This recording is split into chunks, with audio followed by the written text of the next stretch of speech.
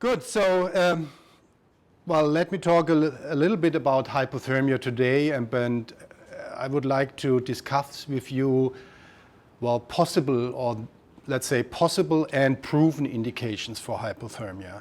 And when I start with that, you should know that hypothermia, let me see, is a real old issue. It has been studied really in the times of the old Greeks, and we have literature that Hippocrates started thinking of hypothermia, treating patients with ice and snow to reduce blood loss. So it's really something which I would say has a long-lasting tradition, but it took a while for medicine to pick up it again.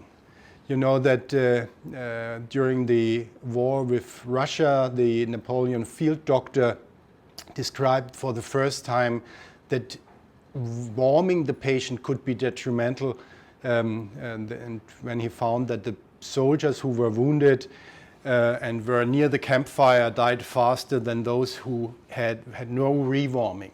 So that was something which was followed then for ages, and hypothermia was in the 50s or in the 40s the only way to do open heart surgery, because you didn't have any form of neuroprotection. Obviously, we didn't have at that time heart-lung machines.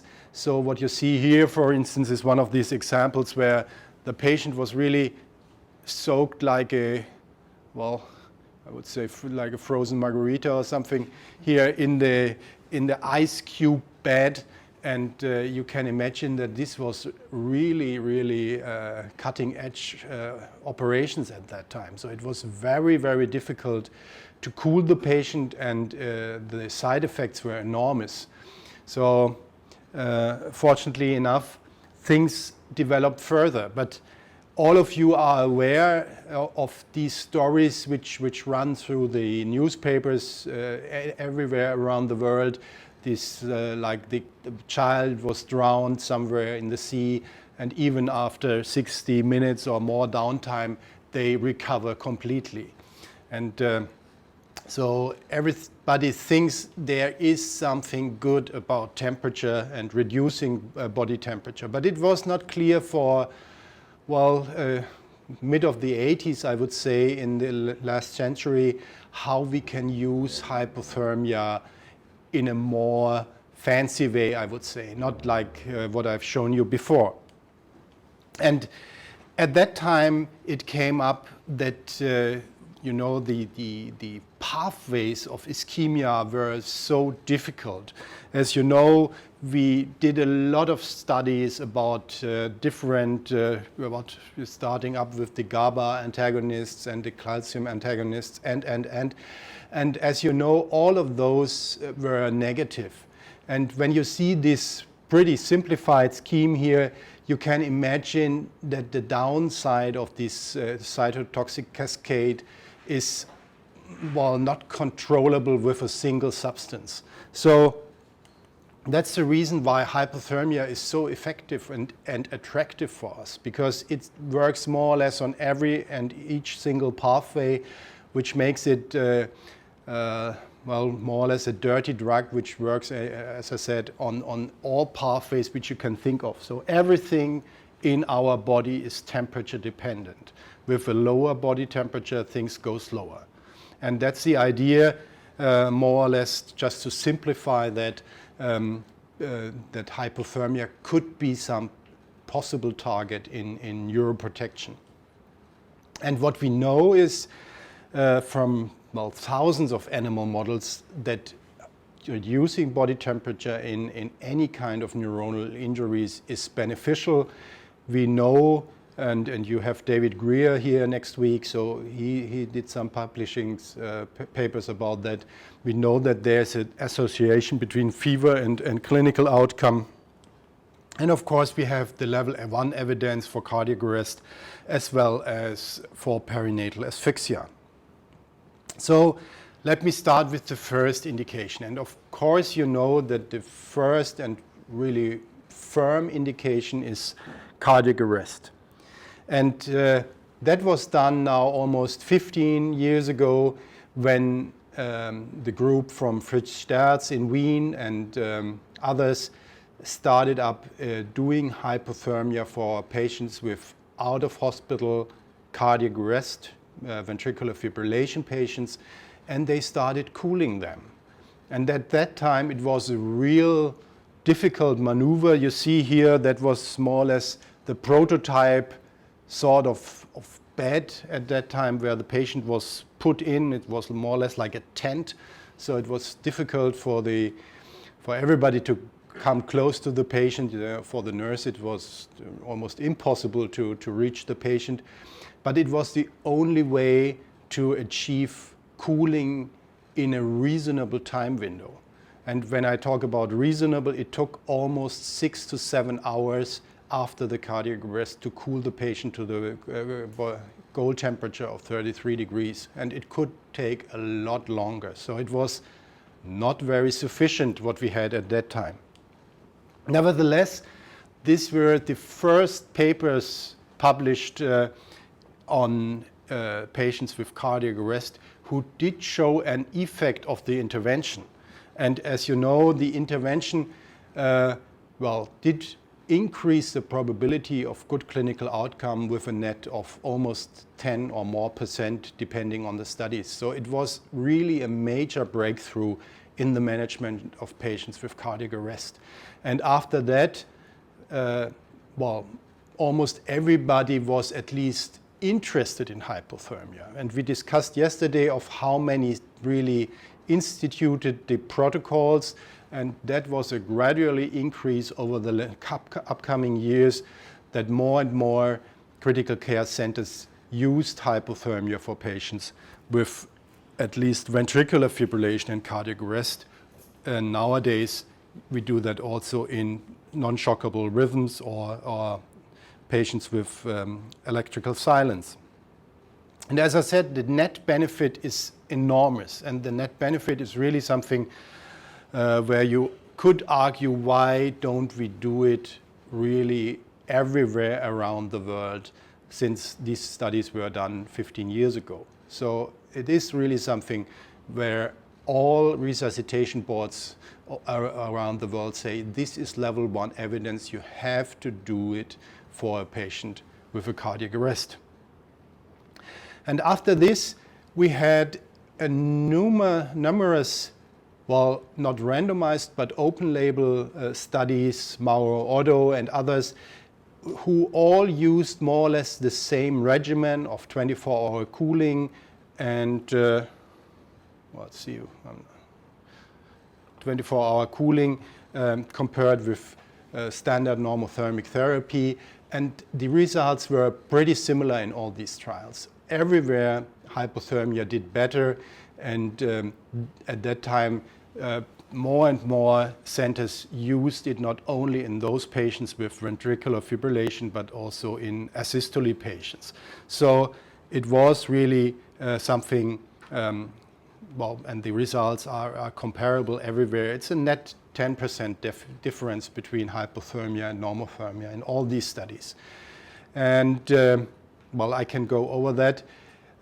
What I would like to show you now is the guidelines, and the guidelines are pretty clear. So unconscious patient with spontaneous circulation after out-of-hospital cardiac arrest should be cooled for 12 to 24 hours, and it seems to be reasonable for other causes of cardiac arrest, initial rhythms, and. And that was 2010. So when we think of, well, how can we further improve the care for those patients? One could think of, we have this induction phase where we probably all would agree that this should work as fast as possible. I told you in the initial trial from Vienna, it took almost 6 hours to reach target temperature, and it could be longer. So it makes sense to do a rapid cooling and perhaps reach the target of 33 degrees within an hour or 2 hours if possible. Then you need to have a maintenance phase which needs to be pretty stable. So it does not make sense if you go up and down with the temperature. That can cause obviously side effects. And there's the critical phase of rewarming, where we all nowadays agree that this should be as slow as possible. And the guidelines say 0.2 to 0.5 degrees per hour. So that is something which really requires a technique which allows you to do this slow rewarming. So you cannot do it with ice bags. So we need something more sophisticated here. So the cooling procedure, as I said, it's more or less 4 parts. It's the induction of hypothermia, and as you know, more and more centers use even in the field inducing hypothermia. So we have the emergency physicians, for instance, which use the infusion of ice-cold saline. You can have ice-cold or ice cube bags, which you pour over the patient. You have the nasopharyngeal cooling, which I'll show you later on, which could be something on the site to reduce the body temperature. In the hospital, obviously, we have either surface cooling or endovascular cooling for maintenance and rewarming. And I would like to stress that you have to have a protocol even after the hypothermia. So it doesn't make sense to stop hypothermia and then the patient peaks with the fever and you don't take care of them. So you have to have a temperature management even after the cardiac arrest. So there are different options for that. But if you think of how you really institute such a protocol, it's pretty clear that you have to think of whom should I cool. It's clear that those patients who recover and regain consciousness after the cardiac arrest, it does not make sense to cool them. But if these patients are comatose, then you should start immediate cooling and treat them as early as possible. And of course, you have to treat the causes of the arrest, which is in most instances something for the revascularization. And of course, other things like glucose control and. And something which I would really like to stress here is don't reduce the therapy too early. So the regular site is normally 24, 48 hours, and for neurological prognostication, which is even major thing, is it's the rule nowadays that you wait at least 72 hours before you do a neurological prognostication on the patient after the cardiac arrest. So that would be an easy story and pretty straightforward. And of course, you have seen last year, or it was actually in December 2013, the TTM trial. That was the Swedish trial on targeted temperature management, where they compared patients with cardiac arrest, bystander, more or less to say bystander cardiac arrest, and randomization between 33 and 36 degrees temperature. And to make it short, there was no difference between the two temperature regimens. And that brought an obvious discussion of how we should interpret these results. And if we have to take a little closer look at the trial to interpret the results in a way that we can go forward. So the most important thing is that almost 90% of the patients which were treated here in this trial were bystander cardiac arrest patients. So that means the patient had the cardiac arrest and there were anybody around this patient who saw and witnessed the time of onset and started immediate life support.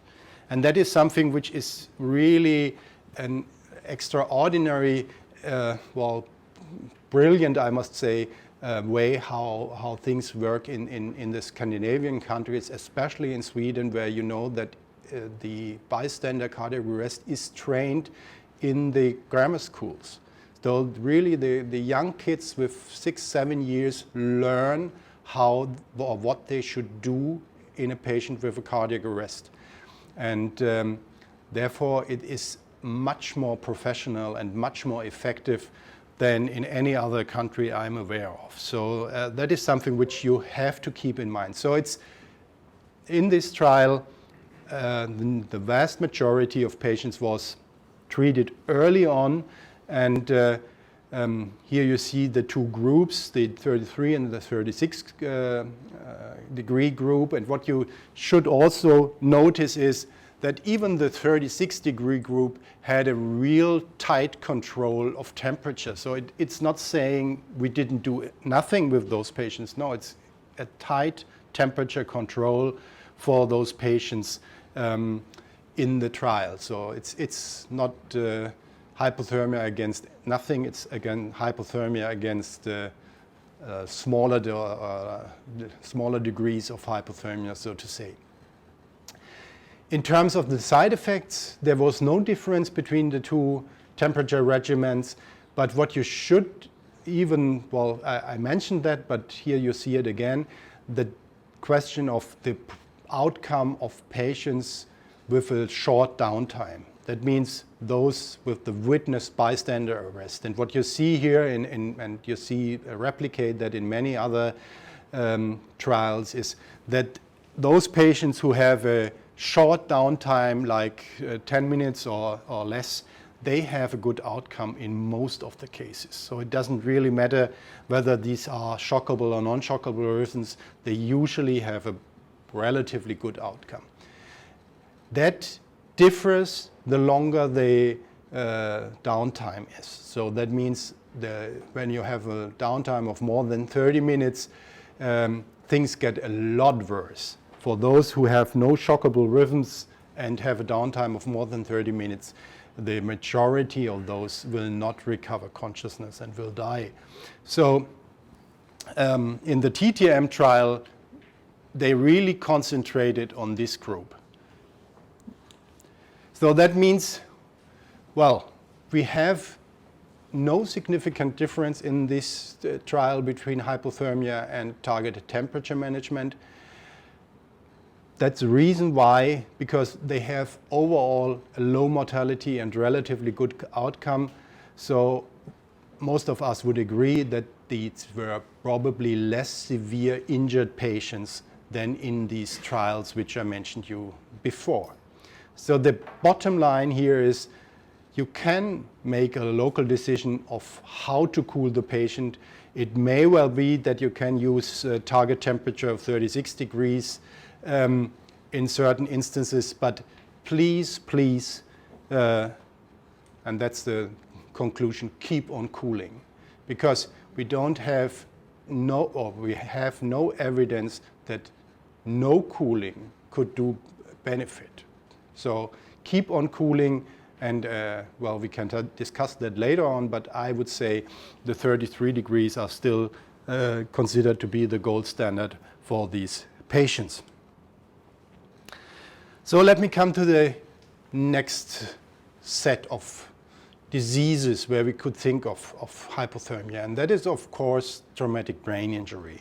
And you are aware that there have been numerous studies, and the first one was the Guy Clifton trial, which was on a larger scale, and the editorial in the New England Journal said, well, it's a good idea, but it proved ineffective. So why was that so? This it was really a very difficult trial at this time, and I think Guy Clifton knows that he really has lost a chance here. And the reason was that the treatment protocol, or the peri-procedural protocol, was not well defined at all. At least it was more or less not defined. That means it was clear that you should start cooling as early as possible, but it well could be that those patients who were randomized to one or the other group, let's assume they were randomized to normothermia and were spontaneous hypothermic, they were actively rewarmed and vice versa. So it was a little bit of a mess. And more important, the management of elevated ICP was so different between the centers. I mentioned that at that time the colleagues in Birmingham, for instance, which had a 15% net negative outcome with hypothermia, compared to Houston, where they had a 15% net positive outcome for hypothermia. You may ask, what's the difference between Birmingham, Alabama, and Houston? And the reason was, for instance, in Birmingham, they used permissive hypotonia for the management of elevated ICP. So they just let the blood pressure drop. And all of you would agree that nowadays nobody would do that. So it is something which explains at least some of the enormous differences in outcome in these trials. So that was really the problem. These are the results. Hypothermia did worse than normothermia, and I mentioned to you it was a lot of things which could have been done better, especially in the treatment protocol.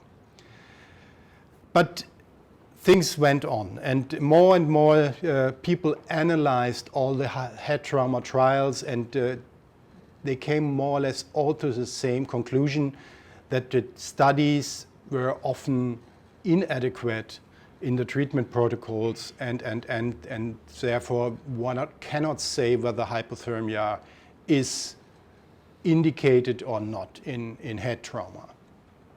We had then meta-analysis. Here's one from 2010, which nicely shows that you should treat earlier, you should treat those patients with elevated ICP, and Keith Poleman published an analysis of all the trials which were available at that time.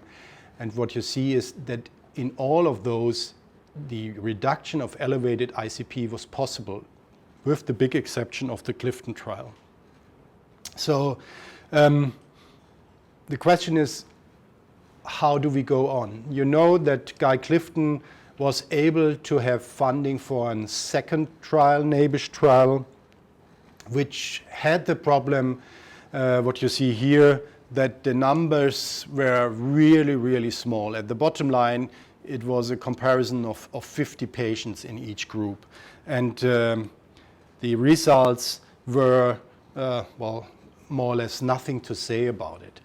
So it was no difference between normothermia and hypothermia. There might have been, or there may have been, a subgroup for those with a surgical removed hematoma, where hypothermia compared to normothermia may have had anything to it, but otherwise I must say the trial is much too small to really give you any evidence in the management of head trauma patients.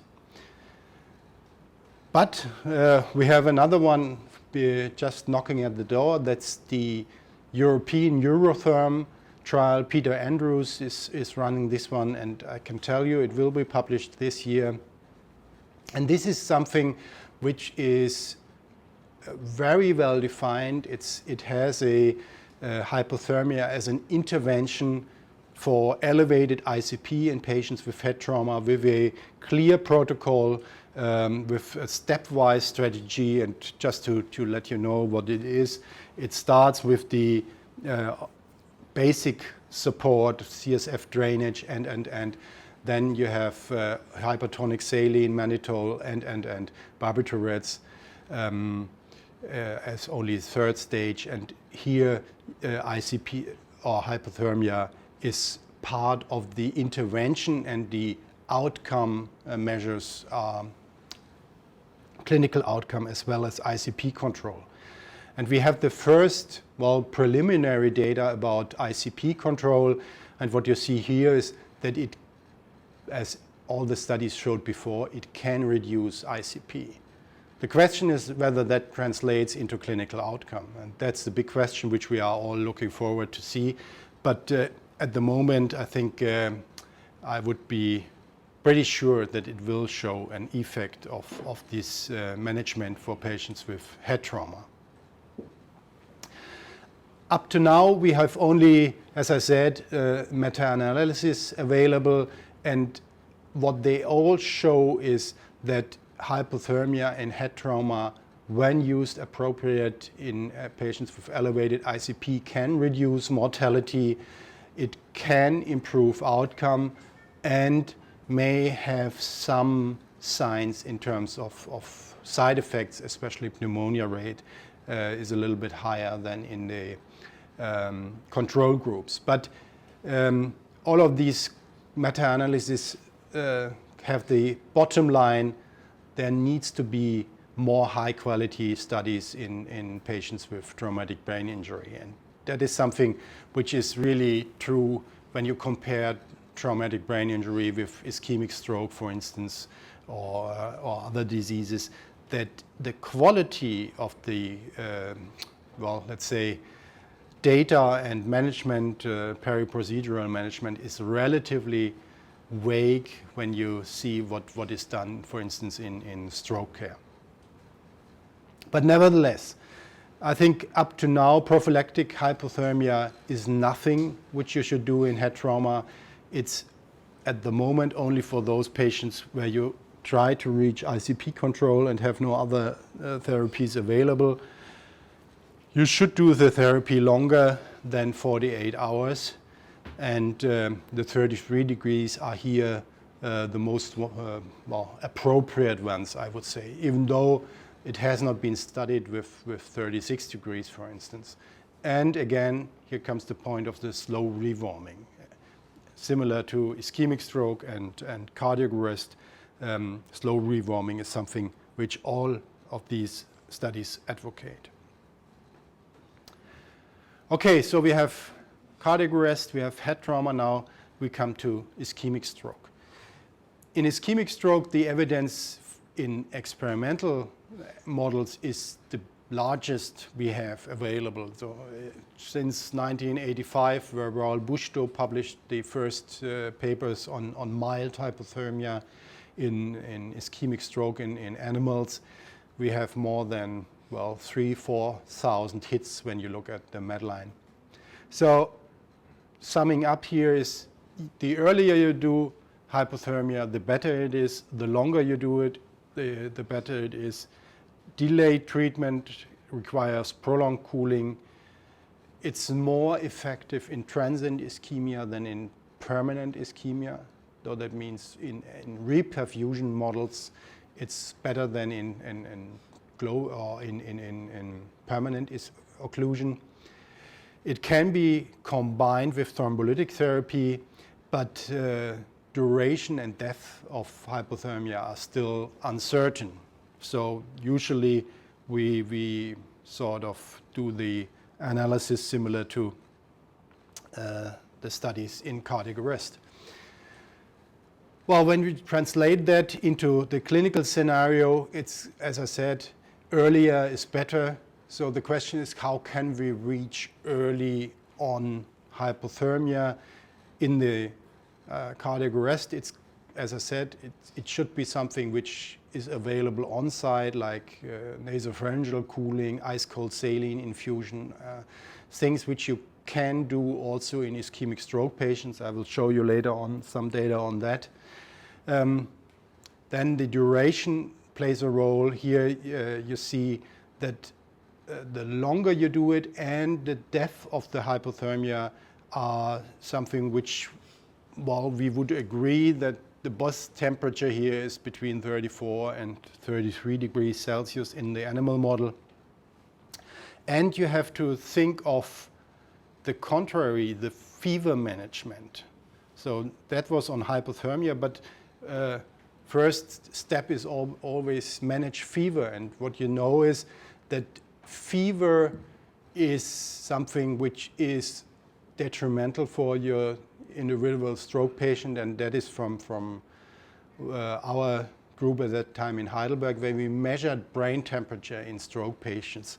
And we regularly saw that the brain temperature was more or less 1 degree higher than the body temperature. So a further argument for aggressive reducing body temperature in patients with an ischemic stroke.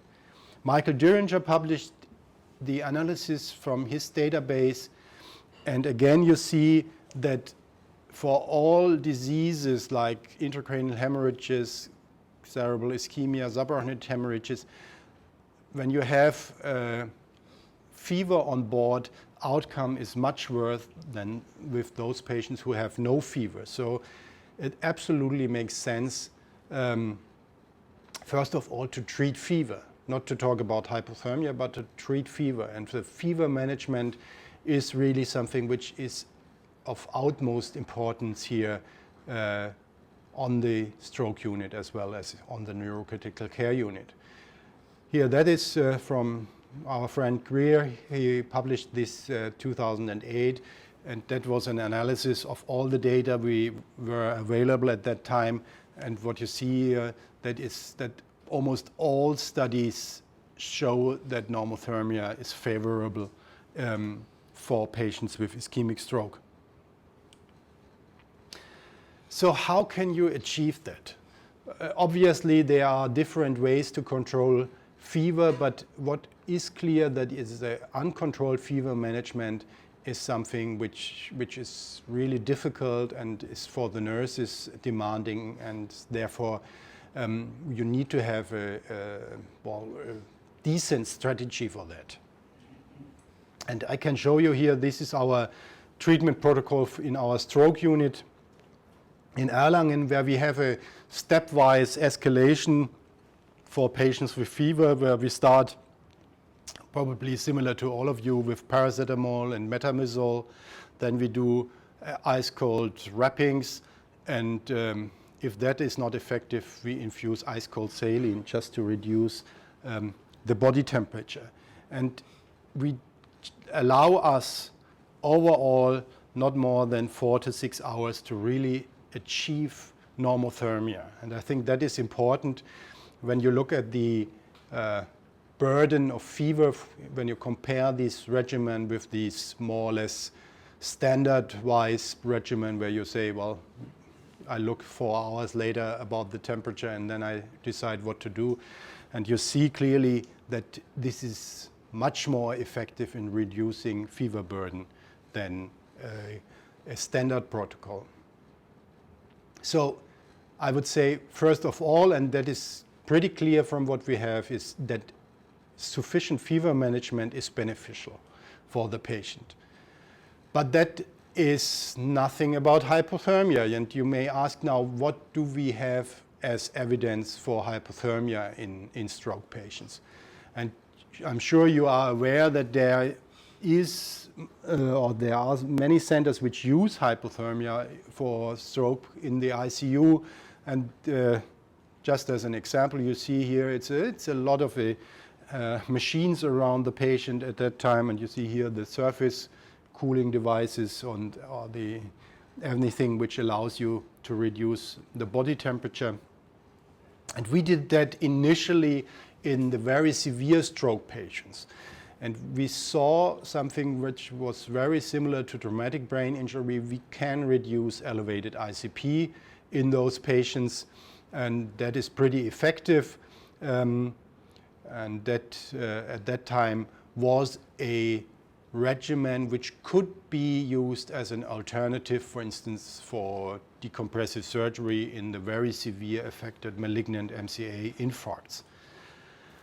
What we saw, and I think that is the only study which addressed this topic, when we rewarmed the patient, we had a subgroup of patients here. At that time, we did only passive rewarming. So that means we stopped cooling and allowed a passive rewarming of the patient. And there was a subgroup of patients who really showed an overshoot elevation of ICP and finally died. And that brought us to the concept of active rewarming with endovascular devices like 0.1 to 0.2 degrees per hour to overcome this problem. But for stroke patients, the question is not on the ICU, intubation and ventilation. Obviously, we want to have that in awake patients. And that's the big difference to traumatic brain injury and cardiac arrest. You don't have intubated patients here on the stroke unit, and it's a lot more difficult to do hypothermia in awake patients than it is in intubated patients. Nevertheless, we have studies now which do that, and one of the larger ones, even though the numbers are small, is the ICTUS trial here from Pat Lydon and Thomas Hammond. And what you see here is they used it, and you may ask about the side effects. At that time, pneumonia rate was the only severe side effect, and when they did look for the reason, it was pretty simple. They had a regimen where they first gave the petidin, and after that they inserted a nasogastric tube. So you can think of, well, that is not a good idea because you induce nausea, and with then placing the nasogastric tube, you further induce vomiting, and obviously that was one of the reasons why those initial patients had more pneumonias. Now in the larger trial, they don't have more pneumonias, and I can tell you even in our trial, there's not an increased pneumonia rate. Katja Pyronen from Markus Kastes group in Finland, Helsinki, had also a pilot study, small pilot study with surface cooling in stroke patients, and you see it's demanding procedure, but it can be done with an anti-shivering protocol, which we will discuss later on. And she observed some side effects, but it was not that difficult to induce hypothermia. And the conclusion here was it's safe and feasible, and we should go on with that. And as I told you, the large trials are missing at the moment, and we have now two large trials. One is our European trial, and the other one is the ICTUS 2-3 trial in the US. And when I be back in Germany, we have the results of the first 100 patients here available for ICTUS in a telephone conference. They are more or less companion trials and use a similar protocol, and hopefully we will have more available on this in the next few months. But up to now, the essential elements for awake patients treated with hypothermia is you have to have a fast induction of temperature. You need something which effectively decreases temperature. Of course, it's a question of tolerability and feasibility, and you have to think of the benefit who may outweigh side effects. And that brings me to the point of what do we use to institute hypothermia. You can have preclinical approaches, you can have in-hospital approaches, and the pre-hospital cooling is something which is really attractive, especially for the cardiac arrest patients. And you see here there's a variety of things available, like these pretty simple things like these ice cubes which are placed on the patient. Here you have the nasopharyngeal cooling devices, you have cooling helmets, cooling vests. All of this is available and may help to initially decrease temperature. In the hospital, there are principally two options: surface cooling pads, which in my eyes are a bit difficult, and I can tell you our nurses don't like that at all because they cannot approach the patient, and it's a lot of hassle about the patient. They love the endovascular devices, which are the most powerful ones. So they allow you to reduce body temperature pretty aggressively and effectively, and allow you really guiding the therapy, maintenance, and rewarming much better than any other devices at the moment. And that is nowadays I would say, number one and gold standard for that. That's the Sol device with these catheters, which you can use also for infusion. So it's not only a cooling catheter, but it's also a central line for the patient, and that allows you to reduce body temperature quite effectively. You have seen this one before, and that is just to show you that you have to have ideas when you do resuscitation in this case.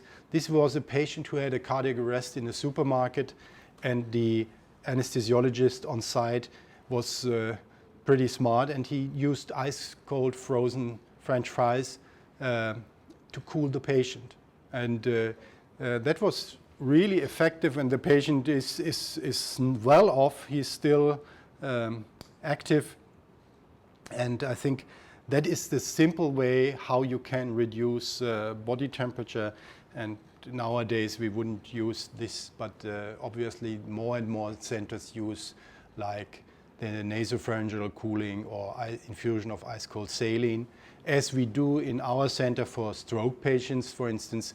Here you see an example of how we reduce body temperature prior to imaging to reduce the temperature, as I said here, up to 1.5 degrees just by the infusion of ice cold saline.